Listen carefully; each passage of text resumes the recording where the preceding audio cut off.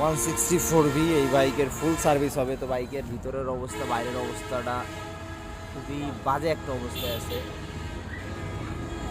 তো মেন হচ্ছে কাদাটা ফ্যাক্ট না, কাদাটা সবসময় দেখা যাচ্ছে বৃষ্টি হলে যে কোনো বাইকে কাদাগুলো হতে পারে।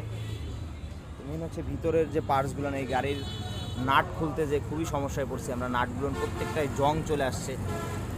তো যারা ফুল সার্ভিস করান না অবশ্যই একটা ফুল সার্ভিস করাই নেবেন, কারণ এর ভিতরের যে জংগুলো এগুলো বাইরে থেকে ক্লিন করা যায় না। বাইকের প্রত্যেকটা পার্টস কিন্তু এখানে খোলা আছে আলাদা আলাদা। দেখেন ট্যাঙ্কির ভিতরে এগুলো কি একদম ডাবল পরতে যে ময়লাগুলো এই ময়লাগুলো ভিতর সাইডের না পুরোপুরি না খুললে বোঝা যায় না। তো বাইকটা আসছে হচ্ছে কোনাবাড়ি থেকে। তো আমরা এর মাস্টার সার্ভিস করবো, তো সাথে থাকবেন। আমরা বড় ভিডিও দিব না, ছোট্ট ভিডিও দিব। তো এটা ফার্স্টে ক্লিন করবো, ক্লিন করার পর ছোট্ট ছোট্ট একটা বেসিক ভিডিও দেবো। ভিতর সাইডটা